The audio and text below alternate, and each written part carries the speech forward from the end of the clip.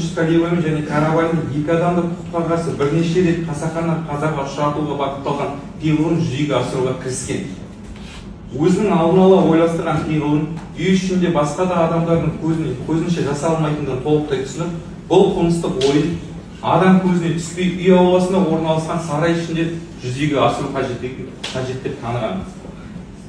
2025 жылы қараша айының 3 күні сағат 18:00 шамасында Учскалиева мен Каравалин аулада орналасқан сарайларына кіріп шығып тұрмыстық тіршілік шаруаларын жасап жүрген көрген.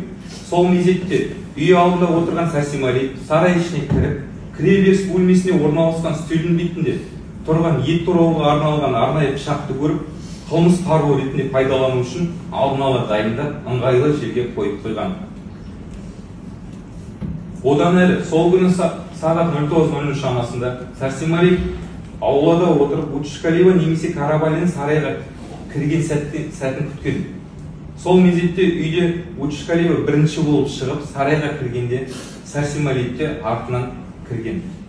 Сәрсемали сарайға кіргенде зал бөлмесінде шаруа жасап жатырған Учскалиеваны көріп, осы сәтте өз-өздегі қылмыстық құқықбұзушылық пиғылын жүзеге асыру үшін оңтайлы сәт екенін түсініп, оған дейін кіреберіс бөлмеде дайындап қойып кеткен асқана пышағын оң қолына алып қаруланып, түпкі зал бөлмесінде шаруа жасап жатырған Учскалиеваның артқы жағынан барып, қолында болған ас үй пышағымен оның денесінің кеудесінен және арқасынан бірнеше рет мәртеп бағыттап ауыр соққылар жасаған. Соққы салдарынан Учскалиева еденге құлап, оқиға орнында тілге келместен қаза болған. Екі адамды құқыққа қарсы қасақана бірнеше рет қазаға ұшырату жоспарының бастапқы бөлігі орындалғанын көзі жеткен Сәрсемали зал бөлмесінің терезе арқылы тұрған үйден Каравалин шығып сарайға қарай бағыт алып келе жатырғанын көзін жеткізген. Сол сәтте Сәрсемали алдын ала ойластырған қылмыстық құқықбұзушылық пиғылын толыққанды жүзеге асыру үшін қылмыстық іс-әрекетін жалғастыра отырып, сарайдың кіреберіс бөлмесіне шығып, сарайға кіріп келе жатырған Каравалинді сол жерде күтіп алып, қолында болған ас үй пышағымен соңғысын денесінің кеудесінен, арқасынан және қолдарына бірнеше мәрте бағыттап ауыр соққылар жасаған. Соққы салдарынан Каравалин еденге құлап, оқиға орнында тілге келместен қаза болған. Осылайша көздеген екі адамды құқыққа қарсы қасақана бірнеше рет қазаға ұшыратып, қылмыстық құқықбұзушылық пиғылын нәтижелі түрде жеткен Сәрсемали сарайды құлтап, үйге кіріп, қылмыстың ізін жасыру үшін түнгі уақытта сарайға баруды жоспарлап демалып қалған.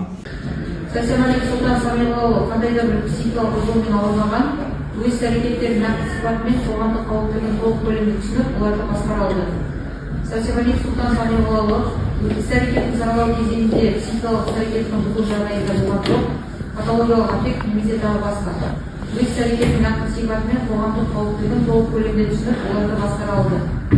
Сәрсемали Сұлтан Самилұлы сот тергеу процесіне қатыса алады.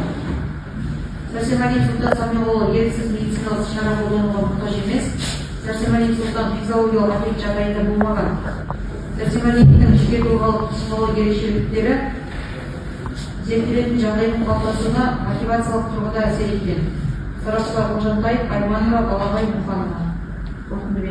Сарапшы нарколог Қожантаев Сәрсемали Сұлтан Самилұлы маскүнемдікпен немесе есірткі әуестікпен ауырмайды, оған емдеуді қажет етпейді деп қорытынды берген. Сол Наурыздың телефонымен әлі отыр, иә? Жоқ, сіздер жазып көрдіңіздер ма? Оқиды, жауап бермейді. Тек оқиды, жауап бермейді. Жаңа кім айтты ғой, оператор какой-то алгоритммен жұмыс жасап отыр. Өзінің ақпарат елін 3 минут кірді ғой солай. Сол именно сол Ташкенттен шығып көрді айтып тұр. Ташкенттен. Сізге 21-інде ақша аудар жіберіп тұр, иә? Желтоқсанның 21 күні. Сұлтаннан деп түсіп тұр ма? Иә. Сұлтан ол басқа ешкім түсіп. Бірақ сіз 11-інде ғана соңғы рет сөйлестіңіз. Жоқ, Сұлтаннан ба әлде басқа біреу нөмірмен? Коллективана кімнің қайнатасының біреулер нөмірмен жүр деді ғой. Иә, солардың счеттары